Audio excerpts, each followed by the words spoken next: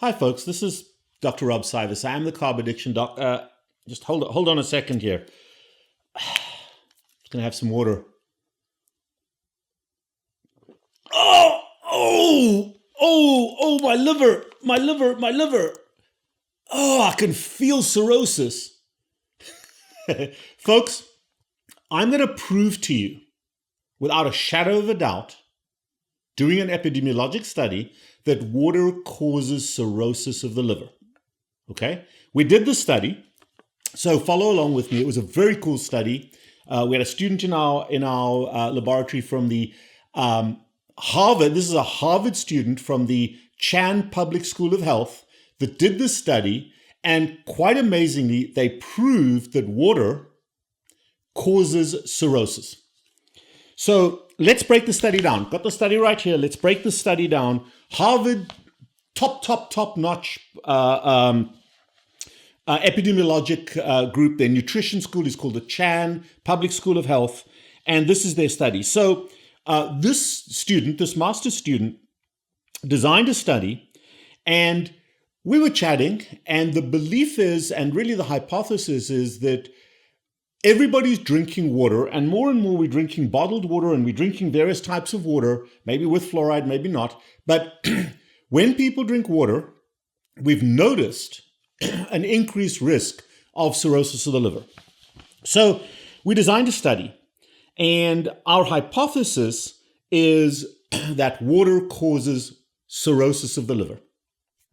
So this student did an amazing study. He went to two prospective cohorts, very large national cohorts, called the nurses study and the male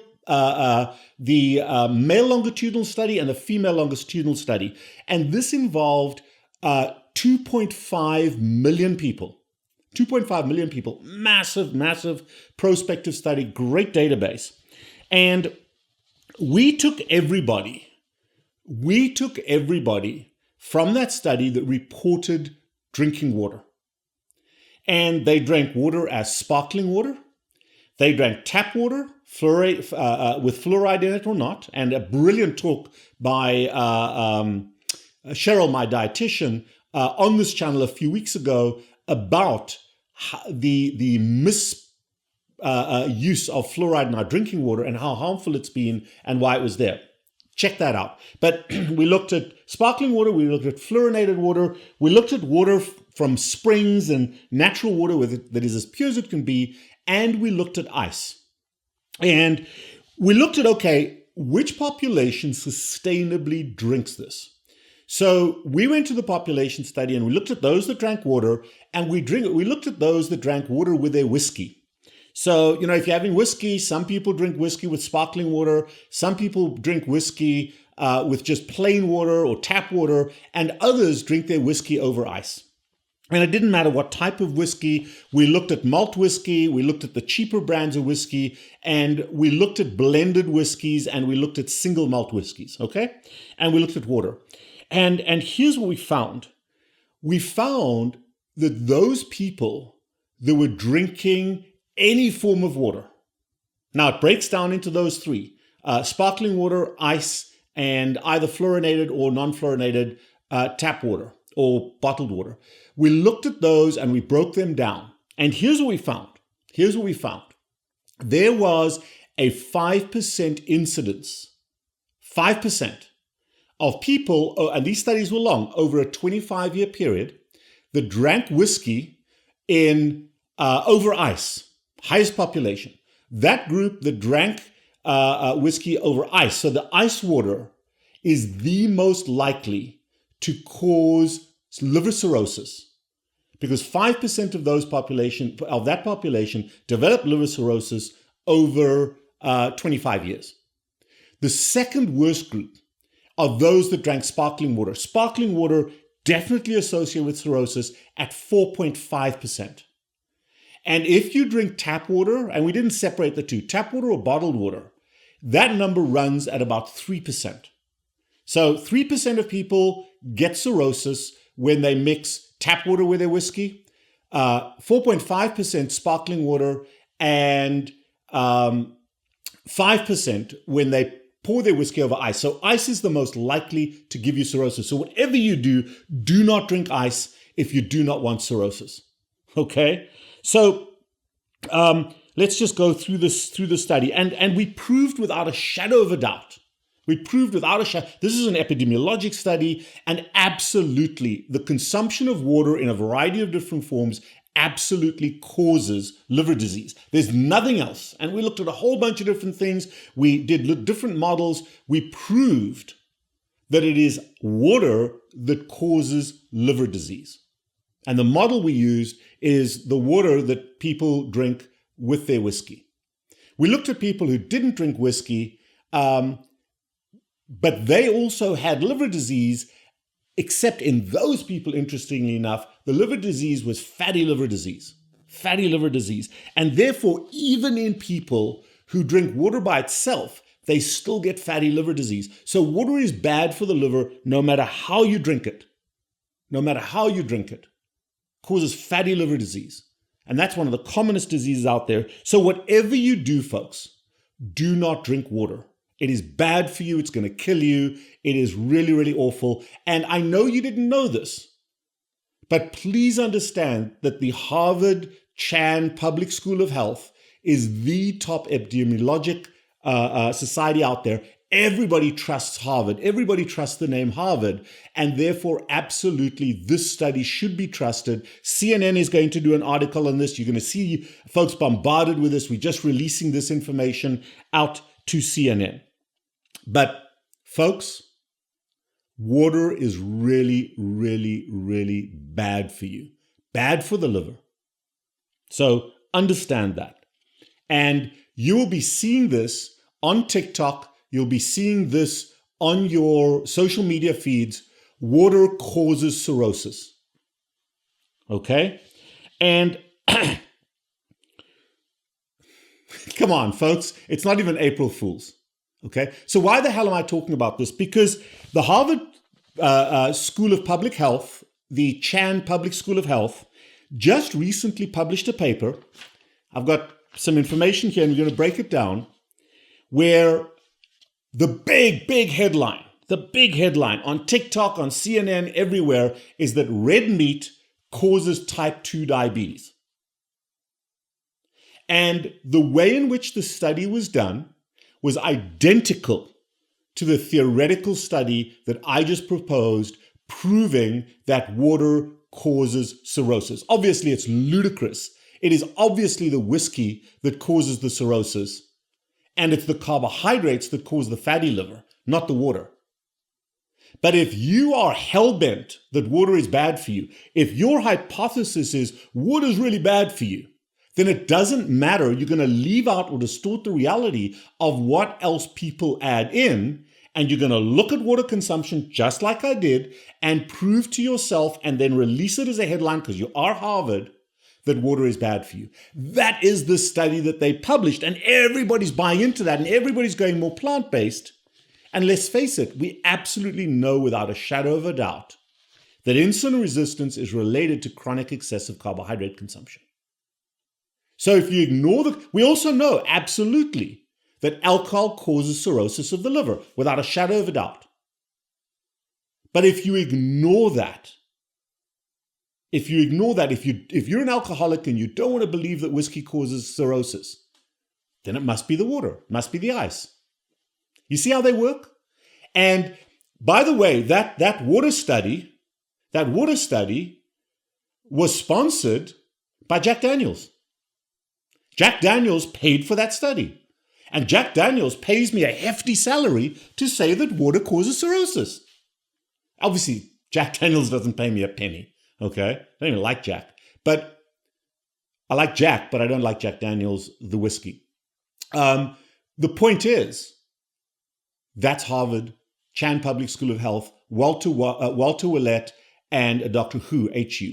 Those two figureheads, heavily sponsored by the sugar industry, heavily biased toward a plant-based diet.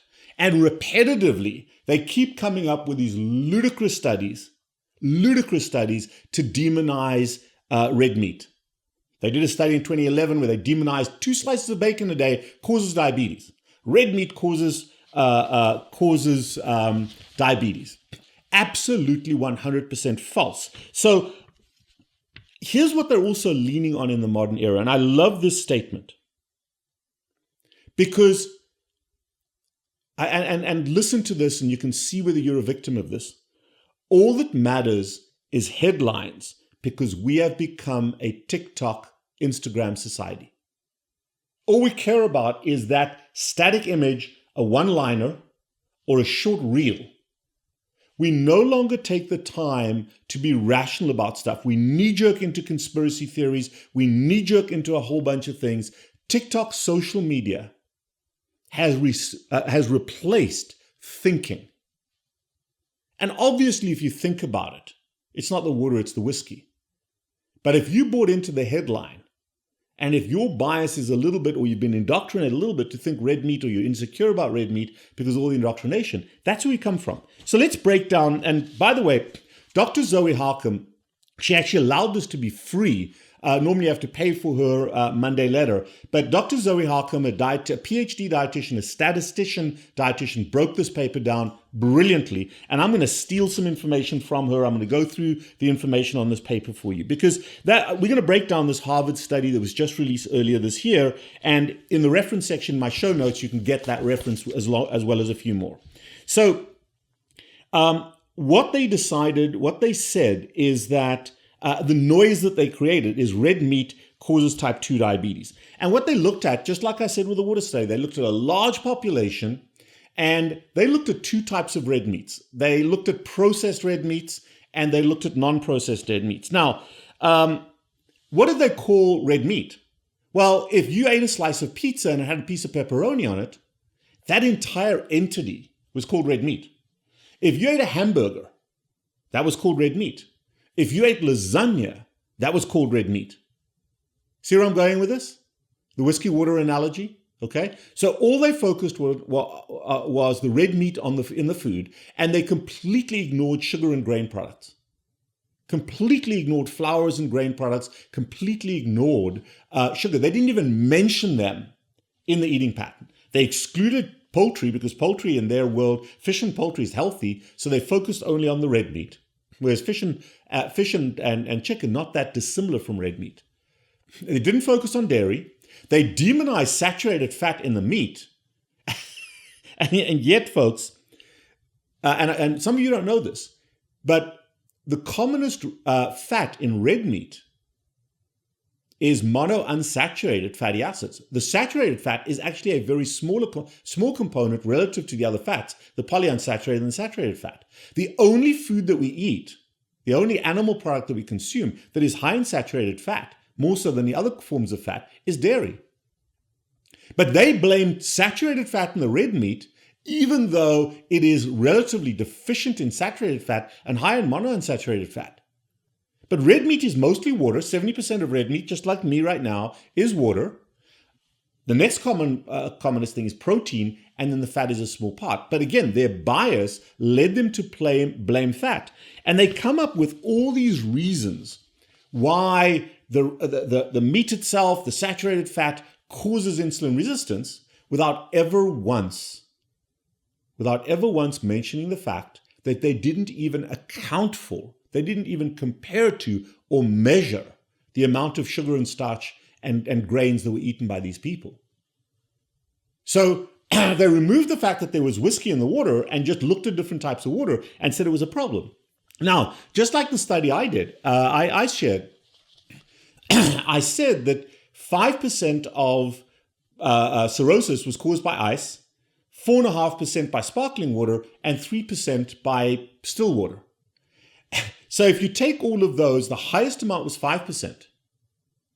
But what they reported was that 8% of people who drink water get cirrhosis. How is it possible that the total amount is greater than the sums? It's not possible. It's not possible. The highest amount can possibly be 5%. It should be diluted by the other forms of water. That's what they did. So processed meat had this supposed relative risk.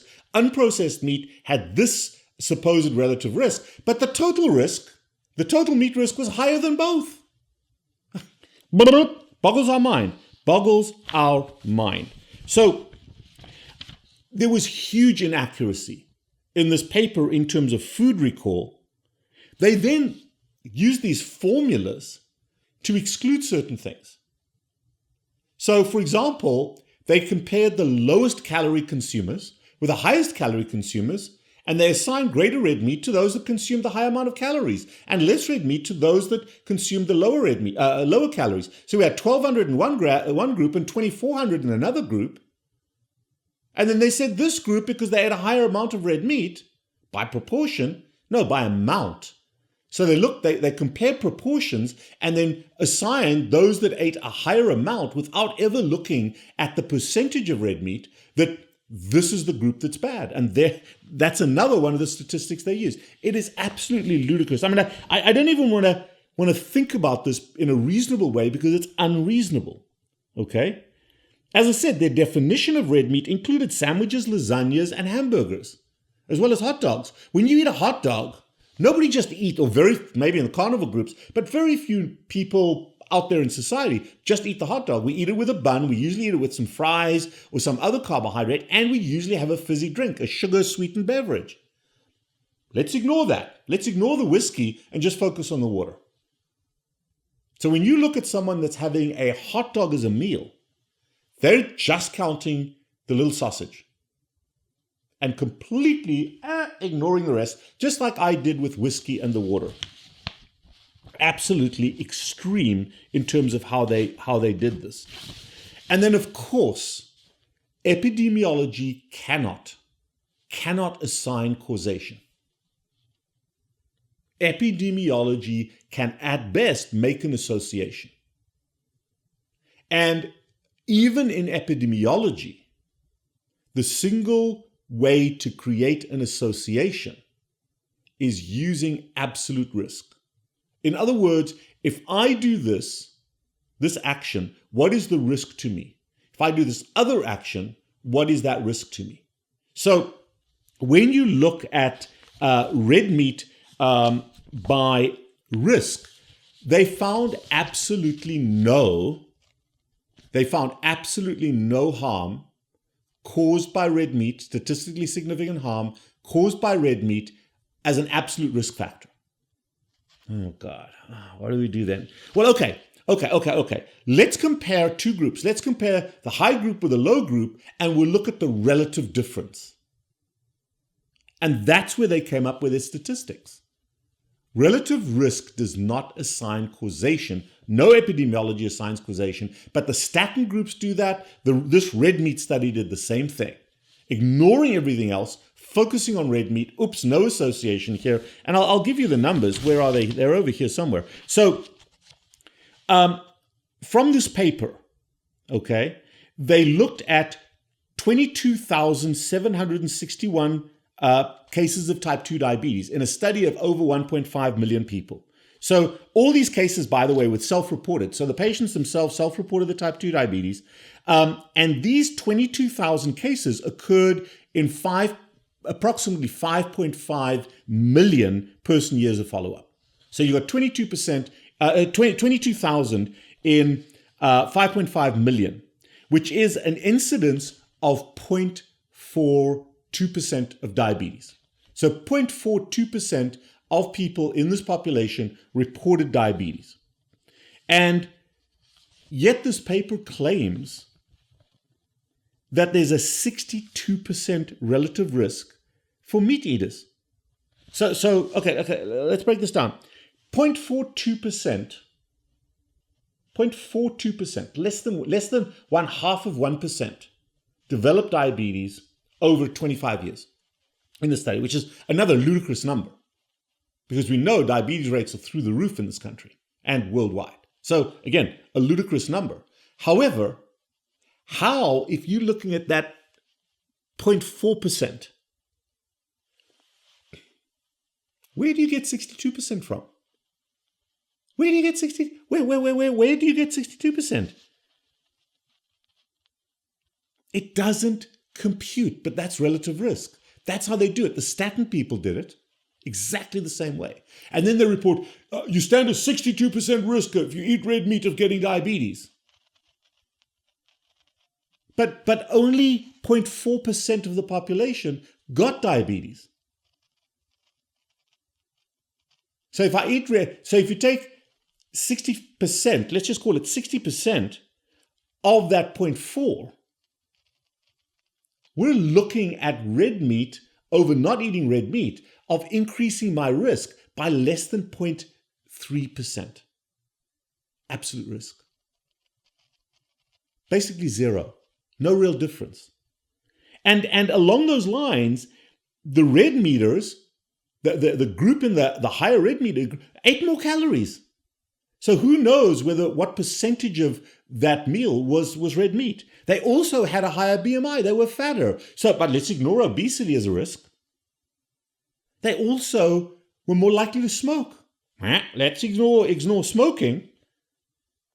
And they were also less likely to exercise. That group that they're studying, the red meat eaters, they also ate about the same amount of carbohydrate as the non-red meat eaters.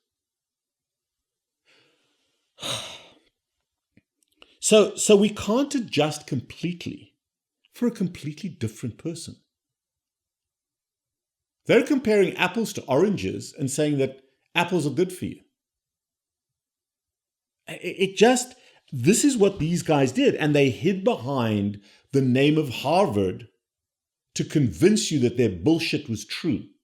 Why? Because they are heavily, heavily paid for by a processed food, plant-based agenda that sponsors the Chan Public School of Health, and their own personal religious agenda is to push a plant-based narrative. And these guys will repetitively, because they have to produce these bullshit papers, they have to publish and publish and publish.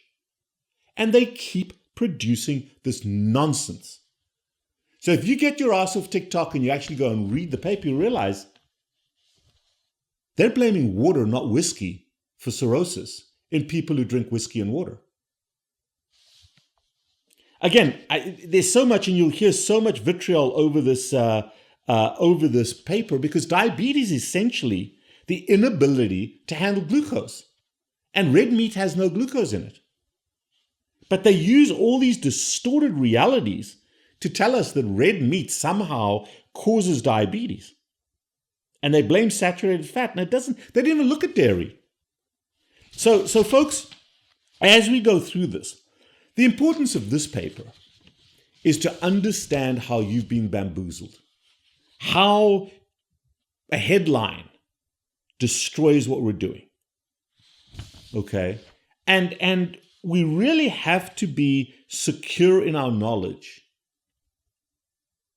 that there are a lot of people out there hiding behind their scientific credentials, behind their institutional credentials, that are absolutely lying to us and distorting reality so that the lie becomes the truth.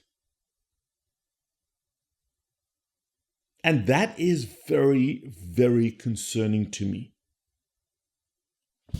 And that bias against red meat was their starting hypothesis. Their starting hypothesis is red meat's bad for you.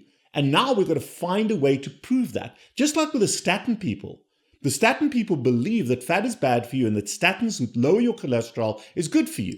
Now, we've got to do a study that proves that, and we're going to keep looking at numbers to prove that to you, and we're going to keep subtracting and distorting and creating models to eventually find some form of proof. Because how we do it doesn't matter. All that matters is your TikTok headline or your CNN headline. And nobody digs underneath that. When you leave sugar and grains out of a study looking at diabetes, I'm not even going to take that further. That's like just what I did, leaving whiskey out of thinking about cirrhosis in people that drink whiskey and water. No, clearly whiskey doesn't cause water. We don't believe whiskey causes cirrhosis, so therefore it must be the water, and let's go ahead and prove that it's the water. Absolutely incredible. Absolutely incredible how this bias factors in. And there's so many other unbelievable statistics they quote. And I'm not just bashing them because I know that red meat does not cause diabetes, because I've got a population of carnivores and low-carb, high-fat eaters that get rid of their diabetes. I prove that every day in my office, clinically, one patient at a time. However, I'm not coming at this from a bias. And I'm not beating them up, yes, I am actually, for being biased in this regard. But there are studies on the low-carb, high-fat side that are also erroneous. I'll give you a perfectly good example. And this may upset you. But there is not a single diet. There's not a single diet that doesn't result in about the same weight loss. Just think about that, folks. Because, no, I lost more weight with my carnivore diet. Keto loses weight. I can show you data, plenty of data, comparing low-carb to low-fat diets, comparing the cookie diet to the carnivore diet, where there's really essentially no difference in weight loss. So in our own space, where I am mostly carnivore, I'm not carnivore because of the weight, I'm carnivore because of the health benefits. And we've got to understand that we're not dealing with what causes the best weight loss, because any form of caloric reduction will cause weight loss. But that's not the issue. That's the distorted reality. What we got to look at is what caused the obesity in the first place. What caused the obesity in the first place? And it's chronic excessive carbohydrate consumption as a source of emotion management that results in insulin resistance, that results in some people in obesity and some people in diabetes. But if you work it backwards and you believe that carnivore must cause better weight loss than the cookie diet, and the data doesn't show that, you're going to distort reality to find some benefit of the carnivore diet over the cookie diet. And the reality is any form of caloric reduction results in weight loss. But any form of caloric consumption does not result in equal weight gain. So we've got to think realistically and objectively about how we look at these studies and leave our bias at the door. And instead say, I want to study what causes weight gain. I want to study what causes type 2 diabetes. And you don't do this from an epidemiologic perspective, an outcomes perspective, because it distorts reality. What you want to do is to say, okay, how does the human body function? Optimally called physiology, and in a harmful way called pathophysiology. Let's look at those pathways. And when you examine the pathways and the steps it takes to get there, the truth will always be revealed. Because health is a mechanistic control, back and forth homeostatic event. The human body works on homeostasis. And when you lose sight of pathways, when you lose sight of physiology, and you go to ridiculous outcomes, you get these stupid results. So whatever you do, folks, do not drink water. It'll cause cirrhosis. And whatever you do, do not eat red meat, because all you carnivores over there is diabetes. Oh, no. It's making the diabetes worse, guys, according to this bullshit. I am the Carb Addiction Doc. My goal with this is to make you think and to make you challenge and look deeper under the TikTok headlines. If you want a consultation, if you're diabetic, if you're struggling, if you want a consultation, let's look at your blood work and look at the physiology. That's what blood work does. Text or WhatsApp me 561-517-0642 to set up a visit. You can set up a visit with me, with our dietitian. But please, guys, hit the like button if you like this. Follow me, hit the subscribe button. And please, please, please leave comments. I try to go through the comments and respond to them. But if I've made you think I've done my job, I am the Carb Addiction Doc.